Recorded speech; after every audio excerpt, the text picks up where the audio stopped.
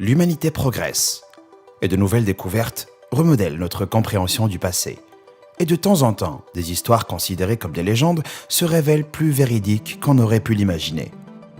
Plongeons dans le passé vers ces découvertes incroyables qui donnent vie aux légendes.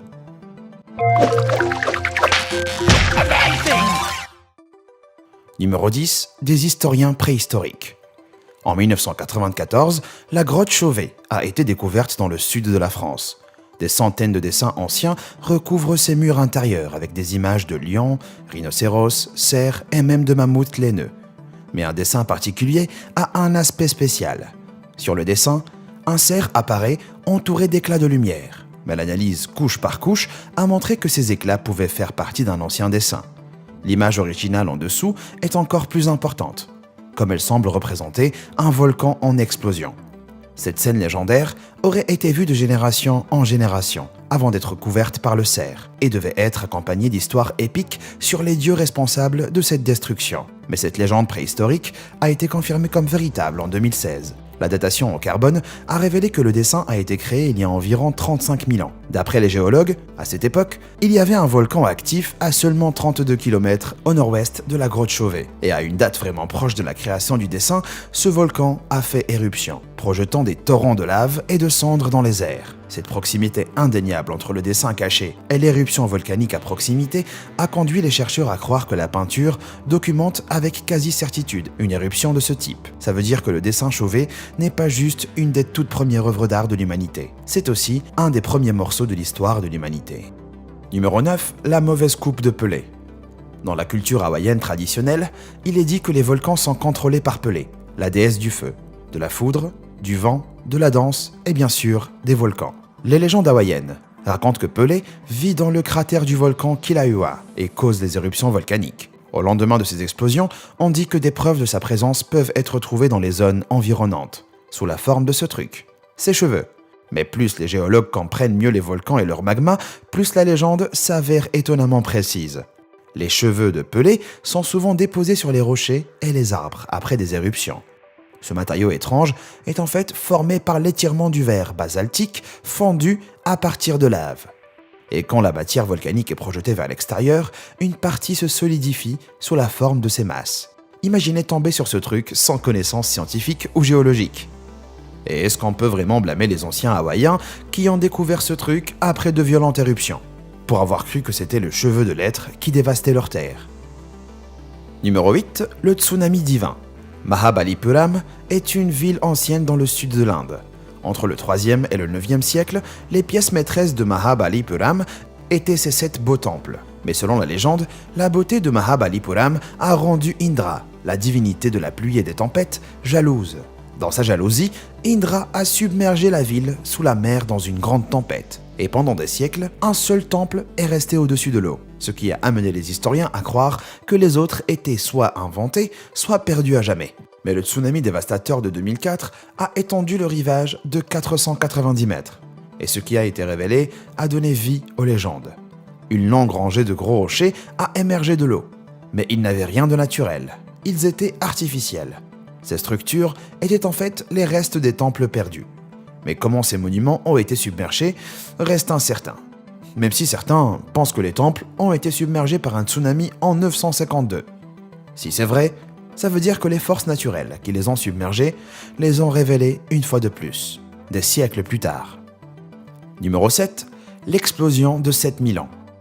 Avant la colonisation de l'Australie par l'Empire britannique, la culture aborigène était très peu écrite. La plupart de l'histoire autochtone était conservée grâce aux traditions de narration orale. Et avec cette méthode, on pourrait s'attendre à ce que ces histoires perdent de leur véracité avec le temps. Mais attendez, un conte partagé depuis 7000 ans par les aborigènes de Gugu-Badoun raconte qu'une explosion qui a fait trembler le sol a rendu la terre si chaude qu'elle a enflammé l'Australie. Une histoire similaire raconte l'histoire d'un sorcier diabolique qui a créé une fosse abyssale dans la terre, d'où surgit un brouillard toxique qui obscurcit la terre. Quiconque errait dans le brouillard n'en sortait pas. Ce brouillard mortel semble étonnamment d'origine volcanique, étant donné que les éruptions volcaniques relâchent souvent des nuages énormes de cendres allant jusqu'à 760 degrés dans les zones environnantes.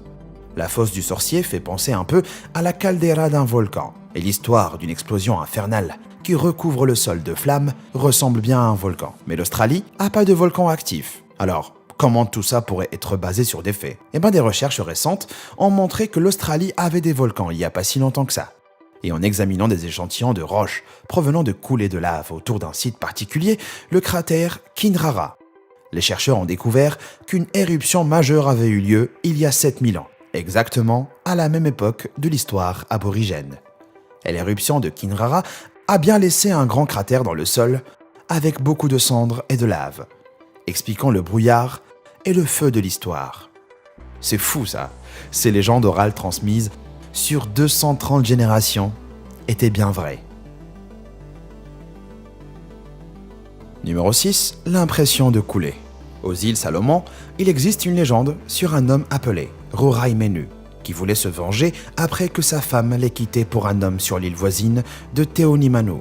Il a jeté une malédiction sur Teonimanu et a demandé aux forces ténèbres de plonger l'île dans la mer. Rorai Menu a observé d'énormes vagues plongeant Teonimanu dans les profondeurs de l'océan, tuant tous ses habitants. Mais d'après les géologues, la légende pourrait avoir du vrai. On pense que Teonimanu a vraiment bien existé, il y a à peine 400 ans avant de disparaître dans la mer. Le géologue Patrick Nunn pense qu'un tremblement de terre a causé un glissement de terrain sous-marin submergeant l'île, et son possible emplacement est remarquablement proche de la fosse du Cap Johnson, de 5 km de profondeur, qui est jonchée de débris géologiques ressemblant à des îles englouties. Si l'île a plongé dans l'abîme, ce serait pas surprenant que les légendes apparaissent.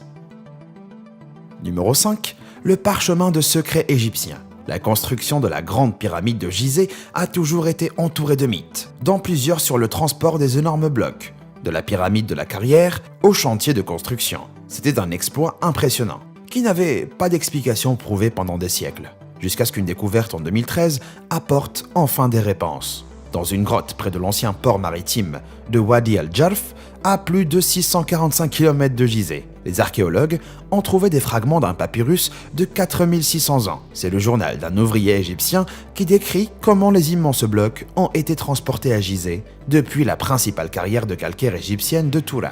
Les blocs de pierre étaient transportés sur des bateaux sur le Nil et des voies navigables artificielles qui amenaient les travailleurs près de Gizeh. Après ça, les blocs étaient roulés le long de pistes en bois huilées sur des traîneaux.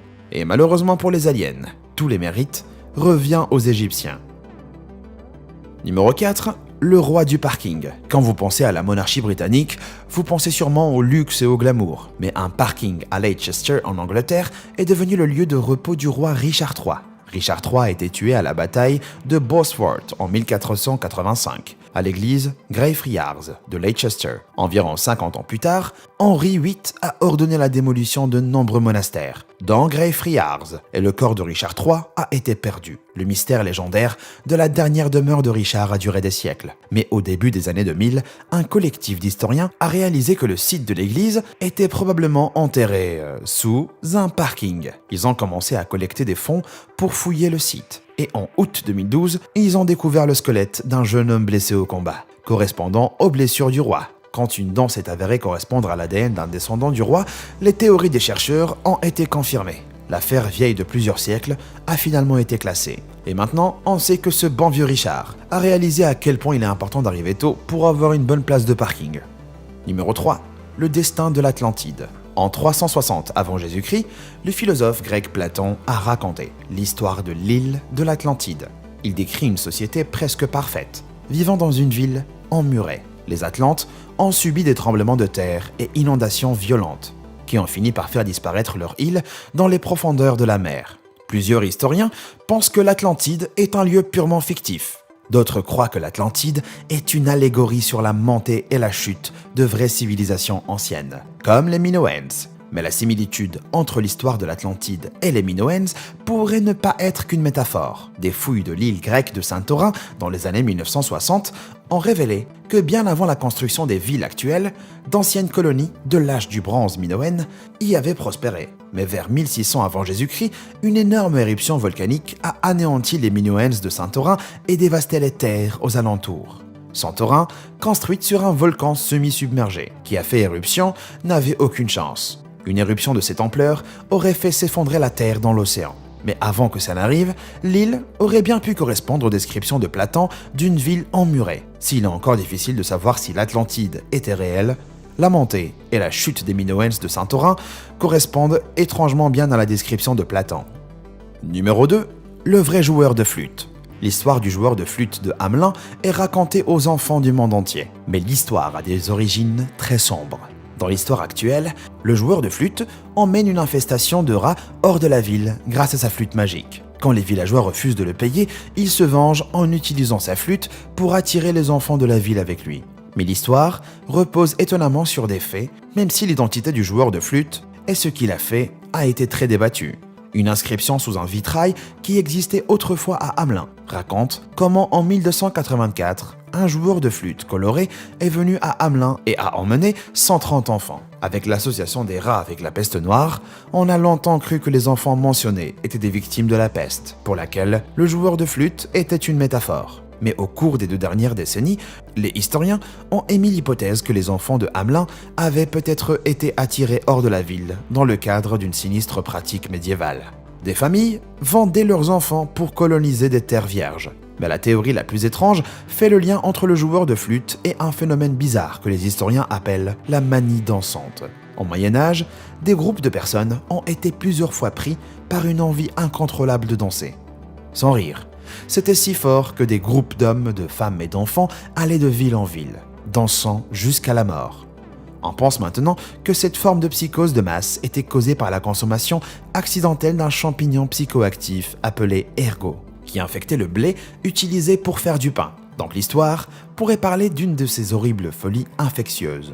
L'histoire aurait même pu s'inspirer de toutes ces théories à la fois. Il y a des preuves pour toutes, et ne fait aucun doute que les enfants de Hamelin ont bien disparu. Quelle qu'en soit la cause, c'est un passage historique étrange. Numéro 1. Le navire perdu de Barbe Noire. Barbe Noire, un des pirates les plus tristement célèbres de l'histoire, a capturé son navire le plus célèbre, le Queen Anne's Revenge, en 1717. Le navire, construit à la base pour un usage marchand, avait 40 canons et plein de place pour des hommes et des butins. Avec ses 7,1 mètres de long, sa grande taille a permis à Barbe Noire de terroriser tout l'Atlantique. Mais en 1718, le Queen Anne's Revenge s'est échoué et a coulé quelque part au large de la Caroline du Nord. Pendant plus de 300 ans, l'emplacement et le sort du navire légendaire sont restés inconnus. Mais en 1996, après avoir analysé des cartes et des écrits de l'époque, les chercheurs ont localisé une épave à 1,6 km d'Atlantic Beach en Caroline du Nord. Les plongeurs ont mis au jour plusieurs objets du début du XVIIIe siècle, dont 30 canons et 2 grandes ancres. Après plus d'une décennie de débats, en 2011, la découverte a enfin été canonisée. La totalité des objets s'est avérée suffisante pour que les autorités de l'État de Caroline du Nord confirment, une fois pour toutes, que le navire était bien celui de Barbe Noire, le Queen Anne's Revenge. Est-ce que les véritables origines de certaines de ces légendes incroyables vous ont surprise? Dites-le moi dans les commentaires. Et puis, merci d'avoir regardé. À bientôt.